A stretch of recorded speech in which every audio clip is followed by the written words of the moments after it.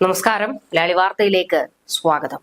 ചെങ്കടൽ ആധിപത്യം തങ്ങൾക്കാണ് എന്ന് പ്രഖ്യാപിച്ചുകൊണ്ട് മറ്റു രാജ്യങ്ങളുടെ കപ്പലുകളെ ആക്രമിച്ചും, എന്തിനേറെ അമേരിക്കയുടെ വമ്പൻ പടക്കപ്പൽ എബ്രഹാം ലിങ്കണെ വെല്ലുവിളിച്ചും, എബ്രഹാം ലിങ്കണ് നേരെ ആക്രമണം നടത്തിയും അമേരിക്കയെ നാണം കെടുത്തിയ ഹൂതികൾക്ക് ഇനി അധിക സമയം ഉണ്ടാകില്ല എന്ന് പ്രഖ്യാപിച്ചിരിക്കുകയാണ് ട്രംപ്. അതിന്റെ ആദ്യപടി എന്നോണം ഹൂതി വിമതരെ തീവ്രവാദ ഗ്രൂപ്പായി അവരോധിക്കുന്നതിനുള്ള നടപടികൾ ഡൊണാൾഡ് ട്രംപ് ആരംഭിച്ചു കഴിഞ്ഞു. രാജ്യത്ത് നടന്നുകൊണ്ടിരിക്കുന്ന ആഭ്യന്തര യുദ്ധത്തിനിടയിൽ 2010 മധ്യം മുതൽ യമനിലെ ഒരു പ്രധാന ഭാഗം ഹൂതികൾ നിയന്ത്രിക്കുന്ന സാഹചര്യത്തിലാണ് ഈ നീക്കം. ട്രംപിന്റെ ആദ്യ ടേമിൽ ഈ ഗ്രൂപ്പിനെ തീവ്രവാദ സംഘടനയായി പ്രഖ്യാപിച്ചിരുന്നു. എന്നാൽ പിന്നീട് 2021 ഫെബ്രുവരിയിൽ ജോ ബൈഡൻ ഭരണകൂടം ഈ തീരുമാനം മാറ്റുകയായിരുന്നു. യമനിലേക്കുള്ള മാനുഷിക സഹായം എത്തിക്കുന്നതിന് ഈ പദവി തടസ്സമായി എന്ന് വാദിച്ചായിരുന്നു ബൈഡൻ ഭരണകൂടം 2021 ഹൂതികളെ കരിമ്പട്ടികയിൽ നിന്ന് നീക്കം ചെയ്തത്. ഇപ്പോൾ വീണ്ടും ട്രംപ് അധികാരത്തിലെത്തിയതോടുകൂടി തന്നെ ഒപ്പുവെച്ച പ്രധാന നീക്കങ്ങളിലൊന്ന് ഹൂതികളെ ഭീകരരായി പ്രഖ്യാപിച്ചു എന്നുള്ളതാണ്.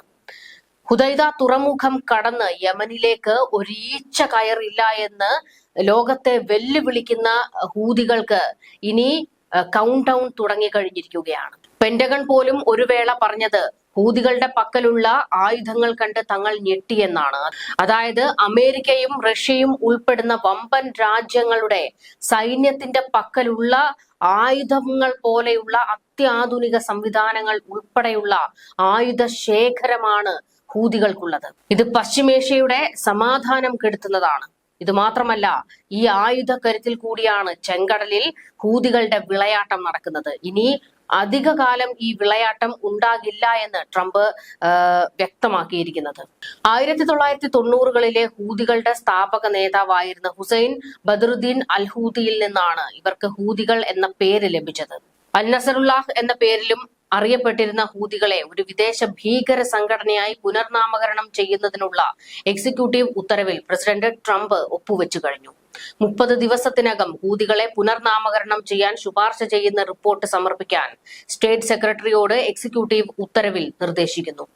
സിവിലിയൻ ഇൻഫ്രാസ്ട്രക്ചറുകൾ, വാണിജ്യ കപ്പലുകൾ, അമേരിക്കൻ നേവിയുടെ യുദ്ധ കപ്പലുകൾ എന്നിവയ്ക്കെതിരെ ഹൂതികൾ നിരവധി ആക്രമണങ്ങൾ നടത്തിയതായി ആരോപിക്കപ്പെട്ടതിനെ തുടർന്നാണ് ഈ തീരുമാനം. പശ്ചിമേഷ്യയിൽ ഭയക്കേണ്ടത് ഹിസ്ബുള്ളയെയോ ഹമാസിനെയോ അല്ല, അതിനും ഒരു പടി മുകളിൽ ശക്തരായ ഹൂതികളെയാണ് എന്ന് ബെഞ്ചമിൻ നെതന്യാഹുവും പ്രഖ്യാപിച്ചതാണ്. ട്രംപ് അധികാരത്തിലെത്തുന്നതോടുകൂടി ഹൂതികളുടെ കാര്യത്തിൽ ഒരു തീരുമാനം ആകുമെന്ന് ബെഞ്ചമിൻ നെതന്യാഹുവും കണക്കുകൂട്ടിയിരുന്നു. അതുകൊണ്ട് തന്നെ യമനിലേക്ക് വലിയ രീതിയിലുള്ള ഒരു ആക്രമണം ഇസ്രയേൽ നടത്തിയിരുന്നില്ല. എന്നാൽ ഇസ്രയേലിലേക്ക് നിരന്തരം ആക്രമണങ്ങൾ നടത്തിക്കൊണ്ട് വെല്ലുവിളിക്കുന്ന സമീപനമാണ് ഹൂതികൾ സ്വീകരിച്ചത്. അപ്പോഴും ഇസ്രയേൽ വിട്ടുവെച്ചിരിക്കുകയായിരുന്നു.